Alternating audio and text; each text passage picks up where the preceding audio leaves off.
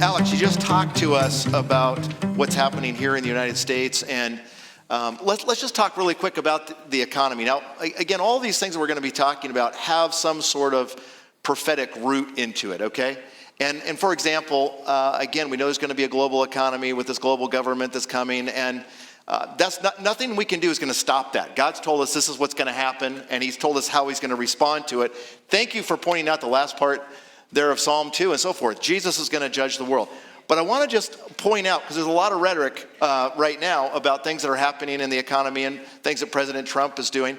In that picture up there, you'll notice that the trade deficit for the United States, if you have the top 10 countries with the highest trade deficits, you'll notice America down there at the very bottom, 1.1 trillion every year. You'll notice India is the next, and it's all the way up there at 245 billion.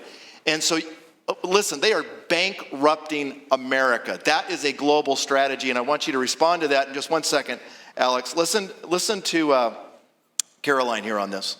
And despite the globalist mainstream media's attempts to worry consumers, President Trump will not repeat the trend of past American presidents who broke their promises to the American public and smiled while they stuck a knife in the back of American workers and shipped their jobs overseas. Our country has lost more than 5 million jobs in more than 90,000 factories due to devastating globalization over the last 3 decades alone.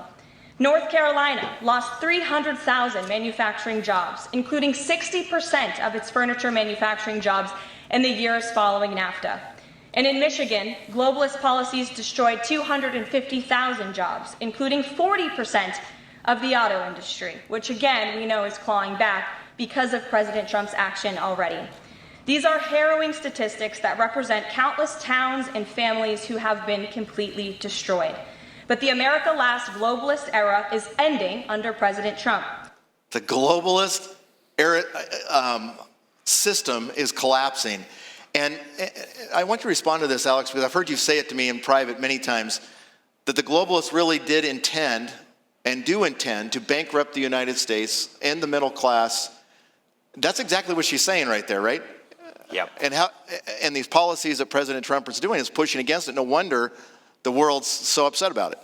Yeah, there is a very real agenda to destroy the United States economically, politically, militarily. And I believe that's because God has used this nation in so many ways to take the gospel all over the world, to be a shining example. And if you look back at the history, it's really been obscured, but America really was very unique in the history of nations in terms of our godly heritage, in terms of our biblical heritage. All of our founding documents, it's truly extraordinary. And so this little new world order that they have cannot properly materialize if you have a country like the United States with that heritage and those traditions as the strongest, unchallengeable hegemonic power. And so for decades now, as we just heard her point out, there has been an agenda to hollow out our manufacturing, ship our jobs, our productive capacity overseas. And we were very close to the brink when Donald Trump won the presidency last time. And in a very short time, he turned it around. Suddenly, we could get energy out of the ground again. We didn't have to buy it from Saudi Arabia and Venezuela. Suddenly, jobs were coming back. Factories were coming back. So I don't know whether he'll be able to succeed in this. I know there's a lot of headwinds against him. And I think they would very much like to crash the economy and blame it on Donald Trump and blame it on the kind of policies that he's pursuing.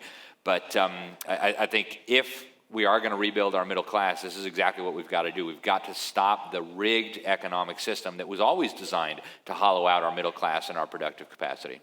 Yeah, one of the key elements I think that's necessary, if we had stayed on the trajectory we're on a global sense, we would not have had the power and ability to run AI. I don't know if you guys have thought about this, but you know, if you jettison the whole process of making electricity and so forth, they need all of this electricity actually being generated. So in the providence of God, for a number of reasons, I think Trump is placed here, the United States is here, in order for them to accomplish some of the things that are necessary. I'll talk about more about that later, but I think it's really fascinating.